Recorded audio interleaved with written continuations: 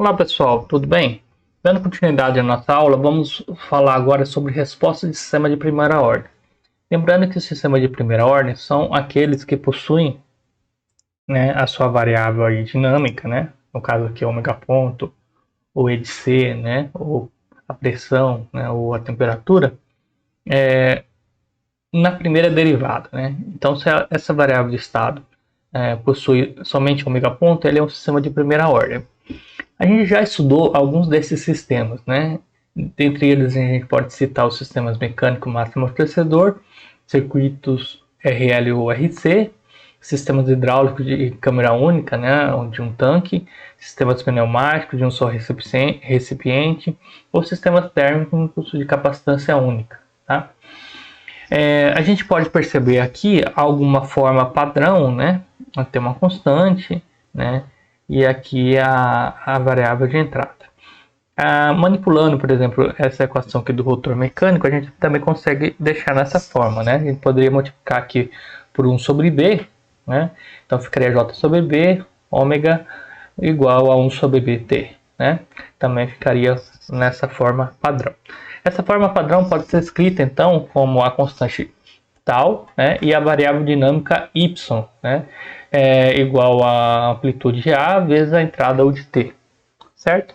Então, se a gente escrever os sistemas anteriores, né, nessa forma padrão, a gente vai ter como tal, né, para o retorno mecânico JB e RC, RC, RC para os demais sistemas físicos. E a variável dinâmica aqui seria ômega, I de C, P ou T, né, para cada um desses sistemas físicos aqui. Aqui a única diferença entre o anterior aqui é que o A para esses sistemas seria a identidade, né, ou unitária, né? E o do rotor mecânico seria 1 sobre B, aqui, como a gente já tinha comentado, ok? Então a gente escreveu nessa forma padrão, pessoal. Essa forma padrão é muito importante, que é a forma padrão aqui do sistema de primeira ordem. Tá? Então, o sistema de primeira ordem, a gente pode escrever a IDO nessa forma padrão e que vai ser muito útil aí na dedução da solução. Né? A gente está interessado nesse capítulo, né, na solução analítica. Então, como que a gente encontra a solução homogênea e a solução particular? Tá? Então, é isso que a gente vai estudar agora. Então, o sistema de primeira ordem, resposta natural. A resposta natural é a solução homogênea. É a resposta com entrada nula, né? Nessa forma padrão aqui. Então, com a entrada nula, a gente já estudou isso, a gente consegue obter a resposta do sistema, né? A solução homogênea, que seria dada daqui a pouco. Então, colocando igual a zero na resposta com a entrada nula, a gente consegue escrever a equação característica. Tá? A gente obtém a raiz, né, dessa equação característica, que é então escrita na solução exponencial do nosso sistema. Tá? Então, C de E de RT ficaria C de E elevado a menos T sobre tal. Tá? Solução homogênea é devida apenas à condição inicial com entrada nula. Né? Que a gente está fazendo a solução homogênea. Então, para essa solução, né, a constante C é simplesmente a condição inicial da variável dinâmica. Tanto C é igual à condição inicial, né, y0, que aqui foi definido como uma constante chamada y0 também. Tá? Isso faz sentido porque C elevado a menos T sobre tal, né, colocando o zero aqui, C fica E elevado a zero, que é igual a 1. Né? Então, C é igual, né, a y0, e y0 é igual à condição inicial. Correto, pessoal? Então é assim que a gente determina esse valor. Então, reescrevendo aqui a solução homogênea, a resposta natural, né? São todos sinônimos aí. Para entrada nula, né? A gente tem que a solução homogênea, YH de T é igual a Y0 de E elevado a menos T sobre tal. Tá? Perceba que aqui, esse sistema vai ter... essa exponencial tem que ser adimensional. Então, tal tem constante, unidade de constante de tempo, né? Isso é algo importante. Esse parâmetro tal vai determinar aí, por exemplo, que tem coisas interessantes, né? A primeira coisa é que essa exponencial pode ser de crescimento, né, ou de decaimento, né? Então, geralmente, se o sistema é estável, vai ser uma exponencial de decaimento, então vai desaparecer e vai tender ao regime permanente, tá? Isso é algo muito importante. O legal aqui também, ó, quando o instante de tempo t igual a tal, esse valor aqui vai decair 36,8% do seu valor inicial, né, de y0, uma vez que e elevado a menos 1 é 0,368, ok? Outro fator interessante é que se ela for de crescimento, vai ser o complementar disso aqui, então vai ser 60,3%. 3,2%, né, do valor inicial, né, de y0, tá? Então, se for de crescimento é 60%, se for de decaimento vai ser 36%.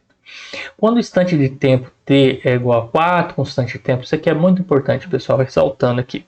A resposta natural praticamente desaparece, uma vez que e elevado a menos 4 é 0,02, que é pequeno, menor que 2% do valor inicial y0, tá? Então, 4 constantes de tempo, pessoal, a gente vai definir aqui como sendo o tempo de assentamento. Esse é aproximadamente o tempo para atingir o regime permanente. Para o sistema de primeira ordem, né, TS é igual a 4 tal. Então, o que acontece aqui, pessoal? Se a gente considera 4 constantes de tempo, a gente considera que o sistema atingiu o regime permanente. Tá? Então, quando a gente vai falar, determine o tempo, né, para um sistema de primeira ordem que atingiu o regime permanente. Você vai calcular qual que é a constante de tempo, né? A gente já fez isso aí, ó. É só escrever na forma padrão, né? E aí você determina aqui qual que é a constante de tempo. Tendo essa constante de tempo, a gente consegue determinar qual que é o tempo do regime permanente, que seria 4 constantes de tempo. E aqui também tem uma ideia de que uma constante de tempo estaria em 36,8% ou 63% aí no crescimento, ok? Bom, feito isso aqui para sistema homogêneo, vamos analisar agora esse sistema de primeira ordem para a resposta ao degrau. Então, essa entrada U de t aqui vai ser uma entrada do degrau constante, né? A gente já sabe aqui que a resposta completa é a resposta homogênea particular, e a gente já sabe a solução da homogênea é uma função exponencial. Então, falta determinar a resposta forçada, né? A resposta que quando não é zero aqui. Há uma entrada constante e também é uma constante, né? Então, a gente assume lá que é uma constante, a gente já até fez um exemplo aí. O que a gente tem que determinar aqui, pessoal? Qual que é essa constante? Qual que é esse valor da constante? Como que a gente faz isso? Calculando o ganho CC. Como que a gente calcula o ganho CC? Fazendo a derivada igual a zero, né? Então, quando a gente faz a derivada igual a zero, y de regime permanente, né, é igual a vezes u, tá?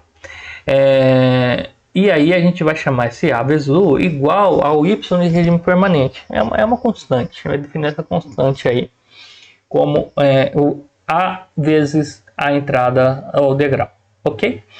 Então a resposta em regime permanente u igual a constante é igual a vezes u, tá?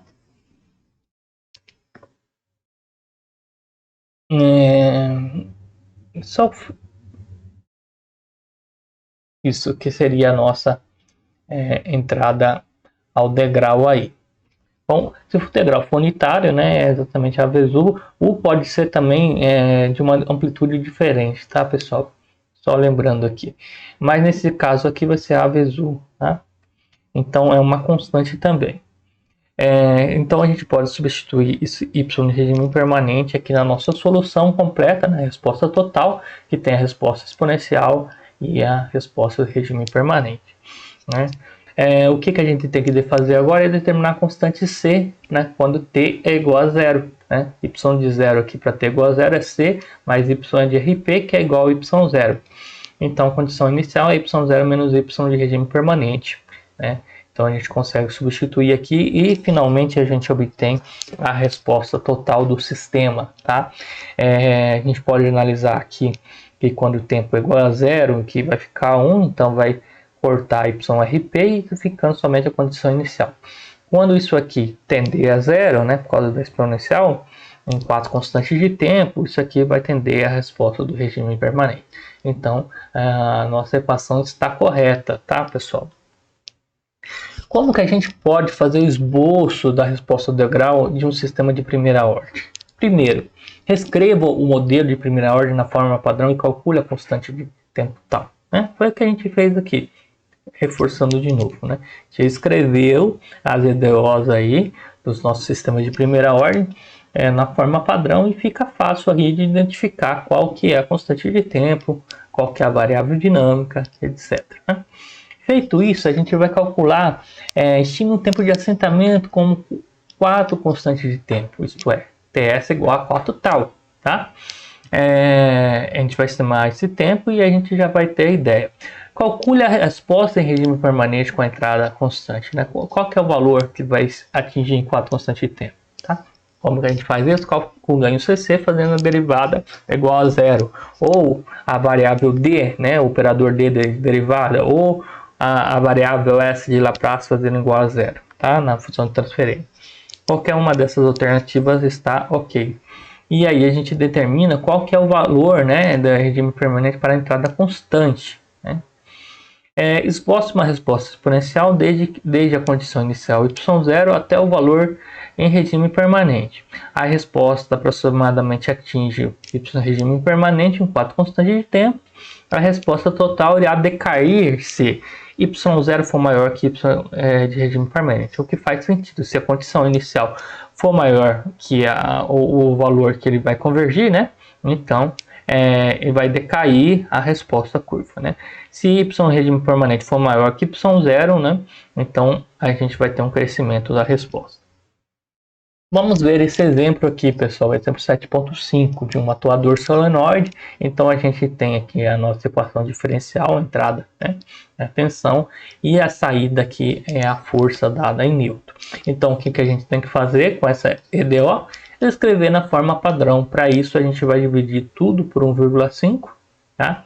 Fazendo isso, a gente obtém aqui a nossa EDO na forma padrão. Fica fácil de identificar o tal, que é primeiro escrever na forma padrão, identificar a constante de tempo, estimar, né, o valor do tempo de assentamento, 8 milissegundos, tá? E aí a gente vai determinar a constante calcule a resposta de regime permanente para a entrada constante. Qual que é a entrada constante aqui?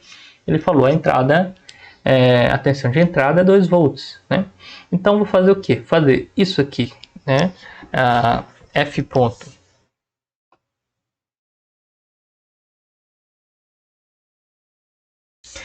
F ponto, né? Vai tender a zero e a gente vai ficar com F de regime permanente. Eu estou chamando de F de regime permanente porque é quando a derivada vai para zero, que é igual a 8 E de entrada, né? Entrada de T, que no nosso caso é 2, né? Igual a 16 Newton, ok? Que é o que está escrito aqui. Muito bem, feito isso, pessoal, fica fácil da gente fazer o esboço, né? Aqui, né, foi feito o exemplo no Simulink, né, do sistema.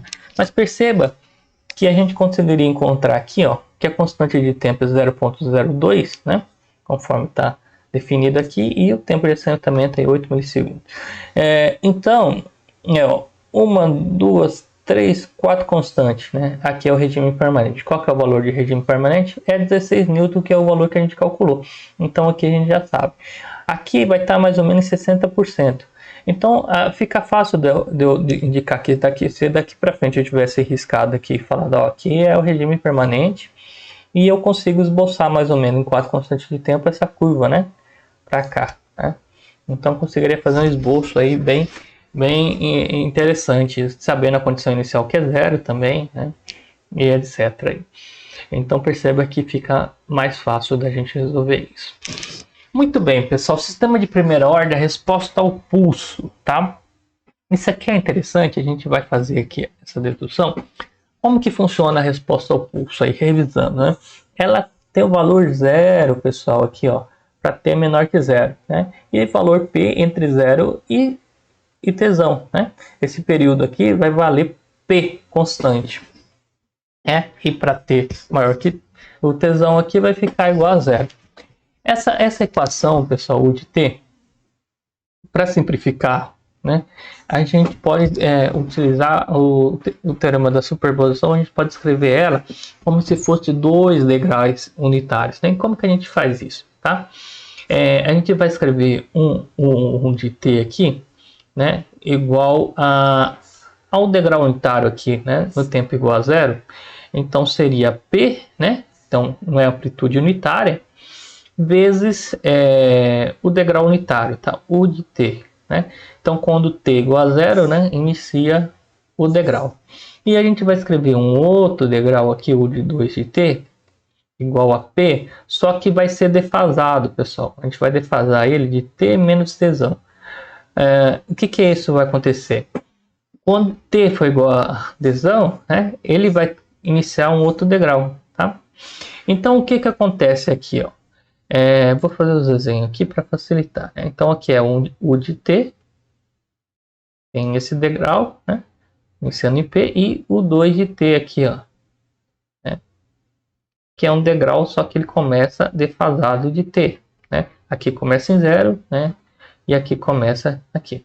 Então, se eu subtrair esses dois sinais, né, eu vou obter o sinal U de t, que é a minha entrada a pulso, pessoal. Perceba que vai ser de P, aqui depois vai ficar subtraindo esses dois sinais, então vai ir para zero e assim vai ficar, tá? Então, nós temos a nossa entrada ao pulso, tá? Então, é isso que a gente vai fazer aqui. A gente vai fazer o 1 de t, né, menos o 2 de t. Então eu escrevo, né, a minha U de t aqui, ó, como sendo P U de t menos P U. Opa, deixa eu apagar aqui.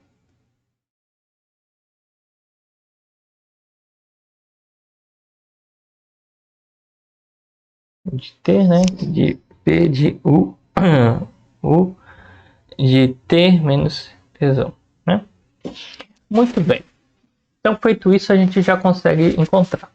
O legal, pessoal, vou apagar aqui para facilitar, é que a gente já tem qual que é a resposta, né, do sistema, o degrau,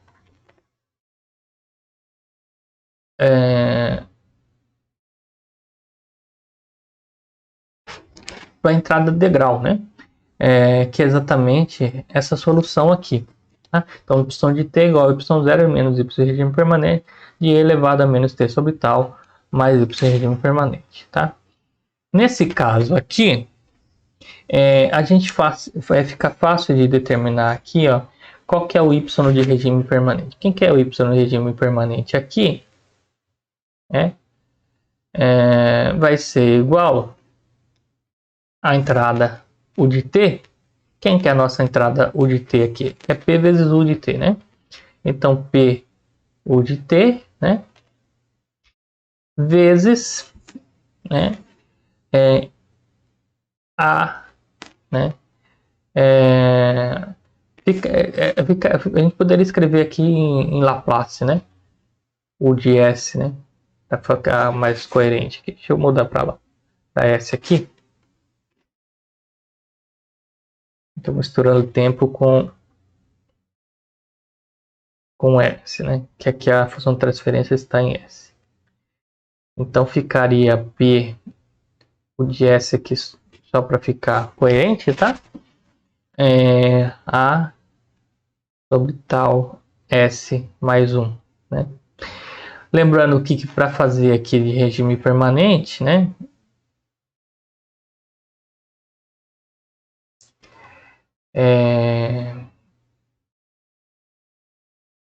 Eu tenho que fazer isso aqui tender a zero, né?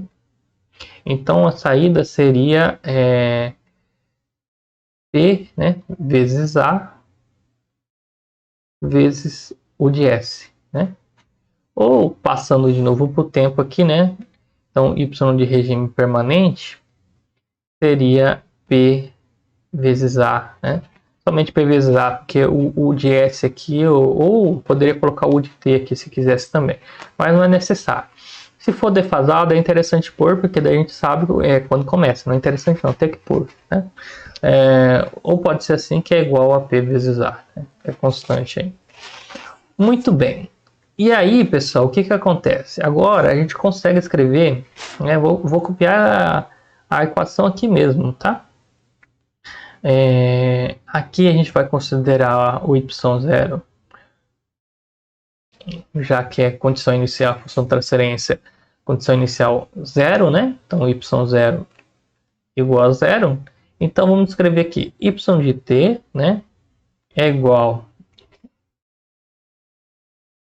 y0 menos y de regime permanente, ó. Y de regime permanente, opa, e elevado a menos t sobre tal, mais y de regime permanente, tá? Então, isso aqui eu vou chamar de y1, tá? Porque é o primeiro a entrada degrau, tá? Então ficaria assim, y0 é 0, né? Menos o y regime permanente, que a gente já calculou, que é p vezes a, elevado a menos t sobre tal, mais p vezes a, que é igual a escrever p vezes a, tá? 1 menos e elevado a menos t sobre tal, tá? Então esse aqui é o y1 de t. A partir daqui a gente consegue escrever o y2 de t, ó, né? Com a mesma solução aqui, ó, só que o degrau com o tempo de t menos tal, tá? Então fica p vezes a 1 menos aí. Deixa eu sair aqui.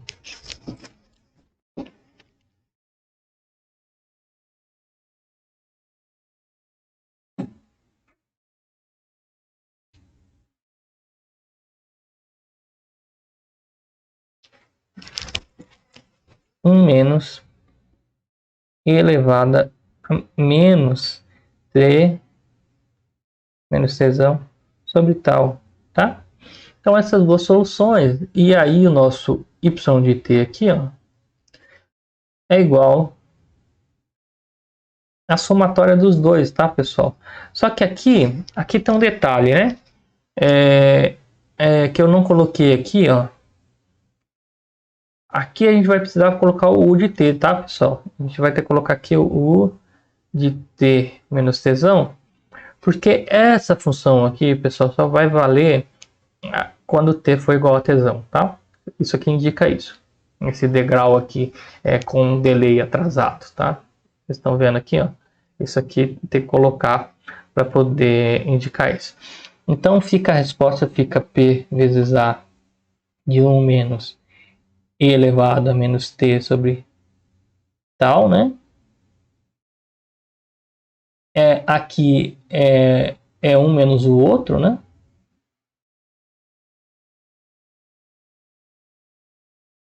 Então fica p vezes a, né? De 1 menos e de menos t menos tzão, né? Sobre tal, tá? Vezes u de t menos tzão, tá? Faltou colocar aqui o u de menos t menos tzão aqui. Pessoal, eu coloquei aqui, a gente vai reescrever depois essa expressão, né? A gente vai chamar essa área aqui ó, de p vezes t, né? A gente vai chamar de b, tá? Quando a gente faz isso, né? A gente vai colocar, vai chamar aqui, ó, p vezes a vai ser igual a p vezes a sobre t, tá? Que é o equivalente aqui. A gente vai mostrar isso já no próximo slide aqui. Então a gente vai substituir essas duas aqui para facilitar a próxima dedução aí, tá? Certo, pessoal, aqui? Então, entenderam por que tem que colocar o degrau aqui? Porque essa função só vai valer quando t for igual a tzão. E essa aqui já vale desde o início, então não tem problema. Poderia ter o degrau aqui ou não. Tanto faz. Mas essa aqui seria a solução, né, de y de t. Então a gente usou o teorema da superposição, que decompôs a entrada pulso, né, em dois degraus, né? Aqui é de amplitude P, né? E fez um menos o outro. Por isso que aqui também a saída é uma menos a outra, tá? Muito bem. Aqui tem umas análises interessantes, pessoal, que vale a pena. Perceba que aqui, se o tempo, né, da entrada, né, se esse tempo aqui da entrada pulso for maior que o tempo de assentamento, então vai ser tempo suficiente, né, para a entrada atingir o regime permanente e ela vai permanecer valendo.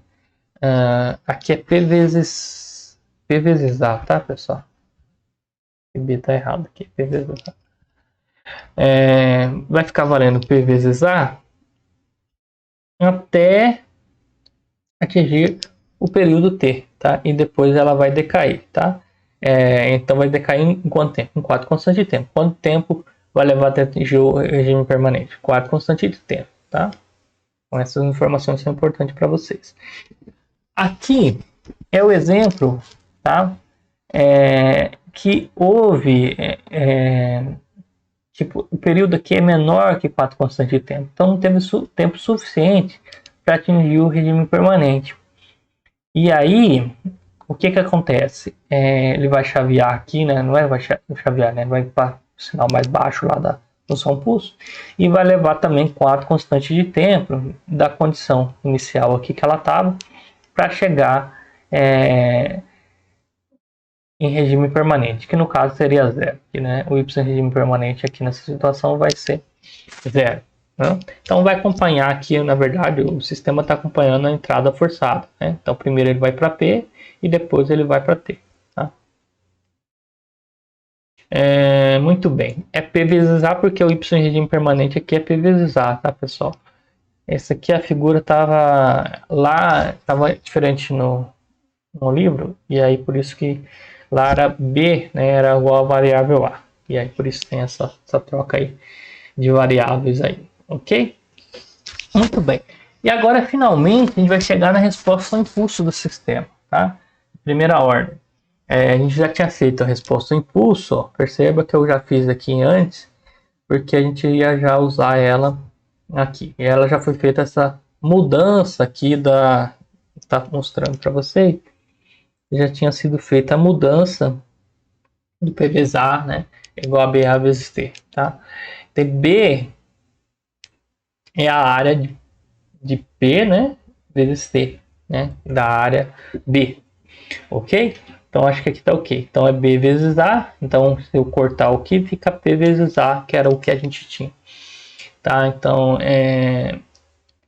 o primeiro degrau e o segundo degrau subtraindo, tá? A entrada ao pulso. Então, pode-se obter a resposta ao impulso de um sistema avaliando a resposta ao pulso no limite da duração do pulso tendendo a zero. Tá? Então, o que a gente vai fazer aqui? A gente vai aplicar o limite e vai fazer esse tempo tender a zero. Tá?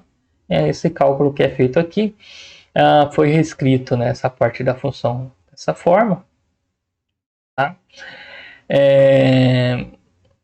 E depois foi aplicado o limite. Tá?